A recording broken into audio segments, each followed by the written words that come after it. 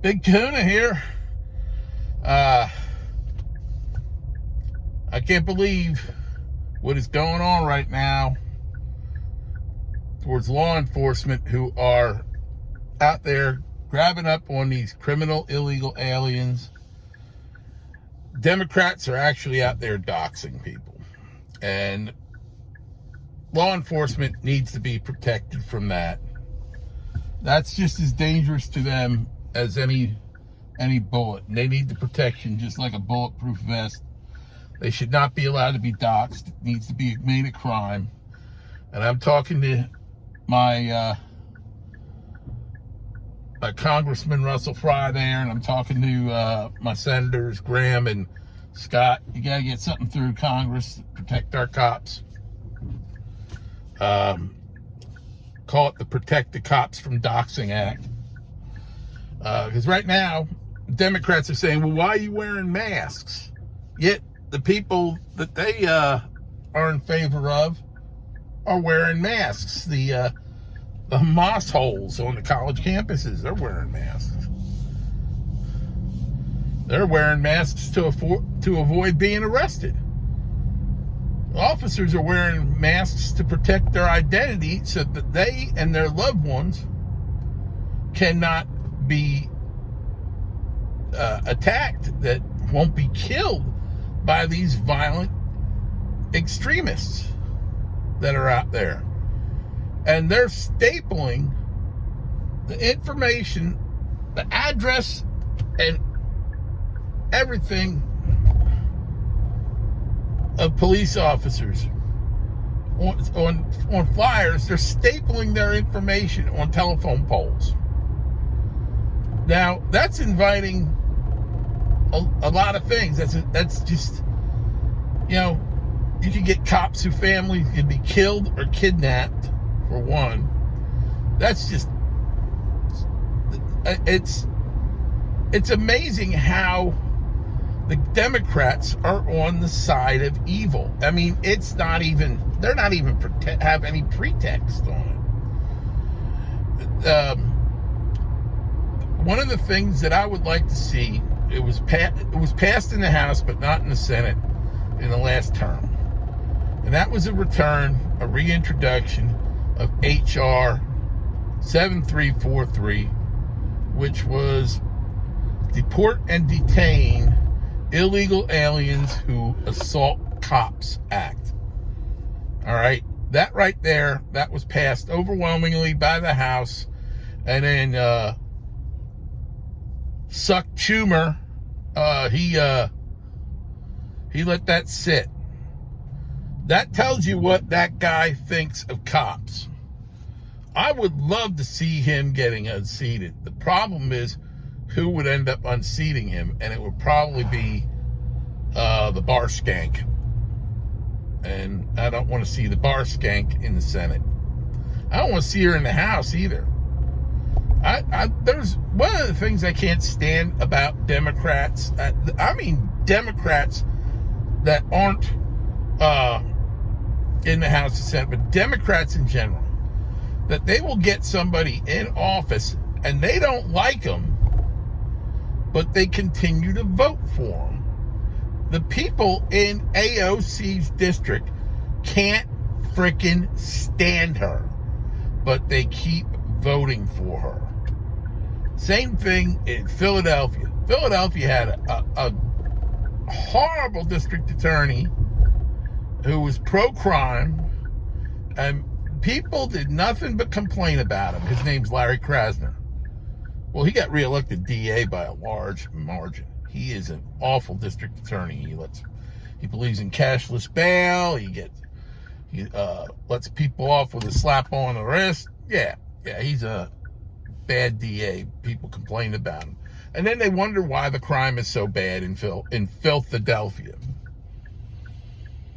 But getting back to this, this is very personal for me, from my years in law enforcement, for hearing that cops are getting assaulted and seeing cops that get assaulted. And then they get charged for assaulting the cops. And they get a desk appearance ticket. a desk appearance ticket for assaulting a police officer. It's also known as a summary violation, So it's kind of like getting a ticket for jaywalking. They're treating assault. The local DAs are treating assault on a police officer like jaywalking.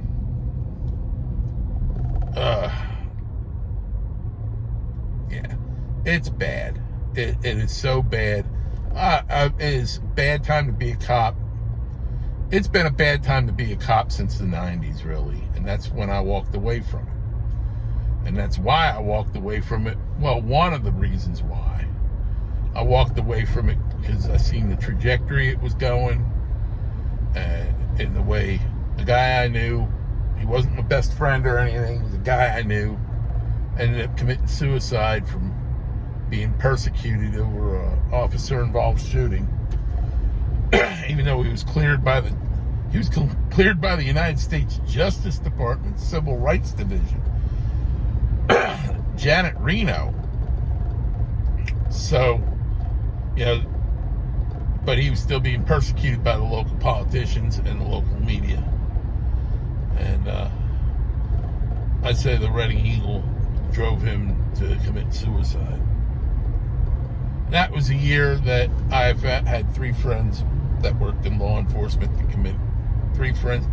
I would say one of them was a friend. The other 2 were guys I knew.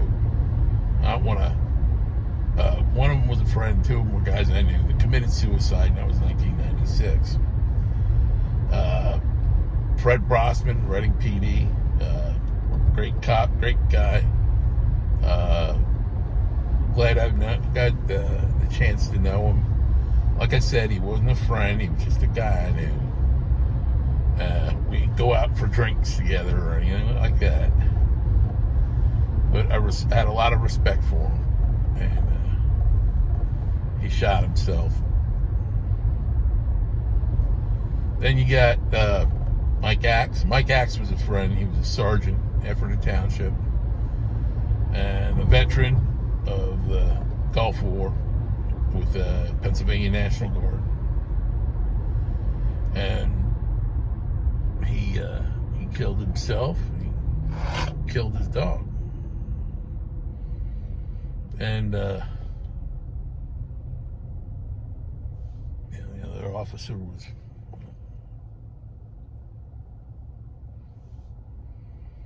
just rather not talk about that anymore. It's getting to me emotionally. So just 3 guys, leave it at that.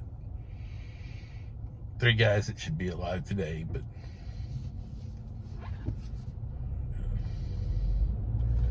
that was the downward trajectory that I seen it going in the 90s. Another reason I left was I had 2 sons that were 10 months apart, and I had to be around to watch them grow up. So, they grew up to be good men. And they were talking about cops, and nothing made me prouder.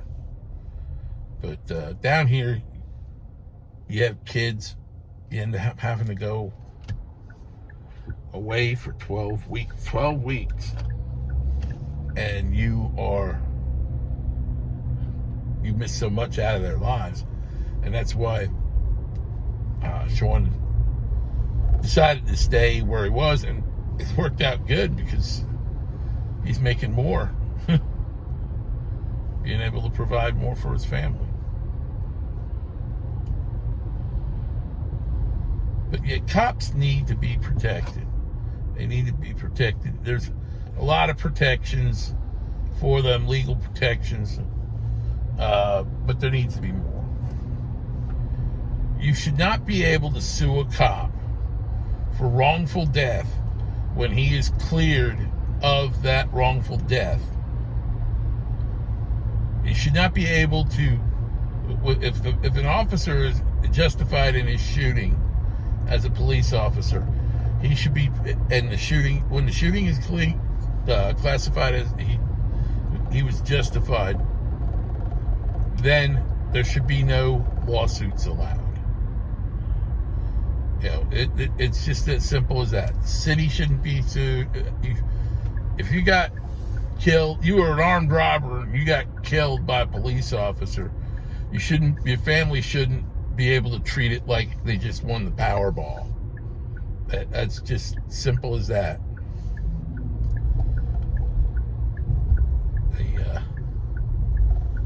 There's a lot of things like that need to be changed.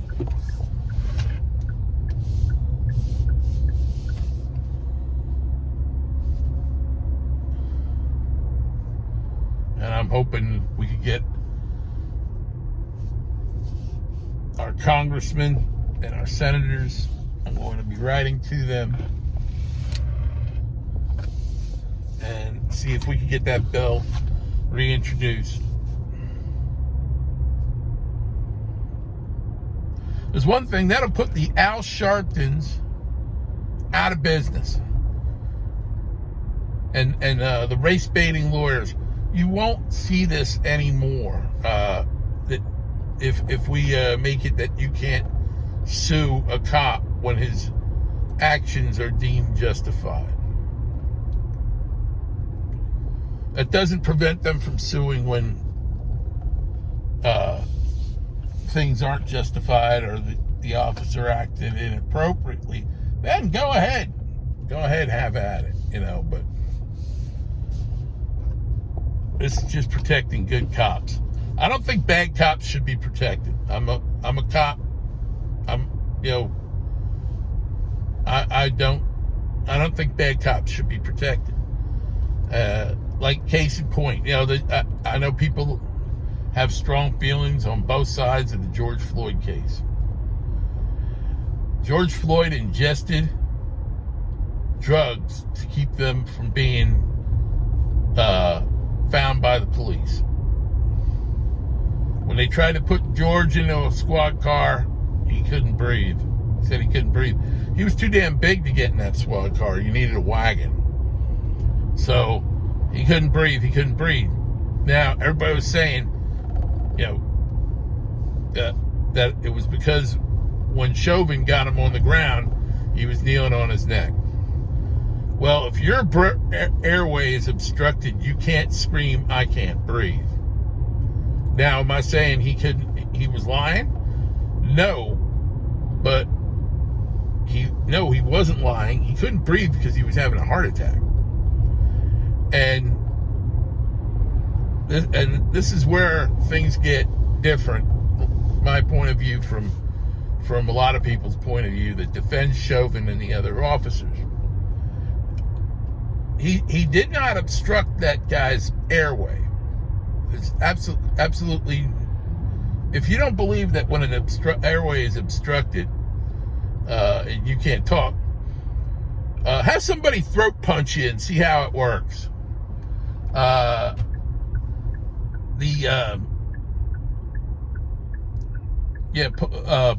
So Chauvin did not obstruct his airway, but I'm going to tell you why right now. Where they are is where they belong, and I'll tell you why. A first responder, be it a fireman, a police officer, EMS, their first duty is to render aid. And they were ambivalent as to this guy's claims that he couldn't breathe. They didn't believe it. They thought he was putting on a show. So then the guy stopped moving. He stopped talking. He was unconscious. And they just let him lay there. And because they didn't render aid, which is part of their... See, civilians aren't required to render aid, but first responders are. And because they didn't render aid, that is considered manslaughter. Because they're required to help that man.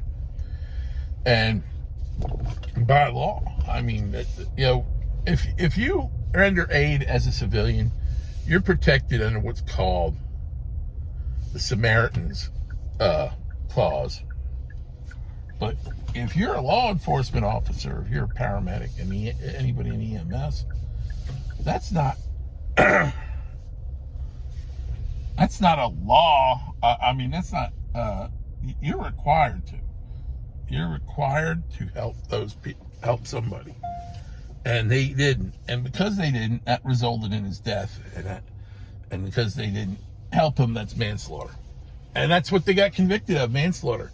So they got convicted for the right crime for the wrong reason. So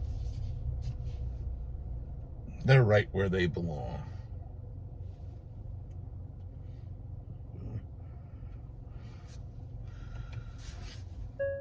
But yeah, our cops, our men in blue, they need the protection. Just like body armor for bullets, they need to be protected from being doxxed. They need to be protected. They need to know that if they arrest an illegal alien and they're assaulted, that person goes right to the front of the line. Right to the front of the line to get their ass thrown out of this country. So, that's all I have to say. Stay safe. God bless. Hang loose.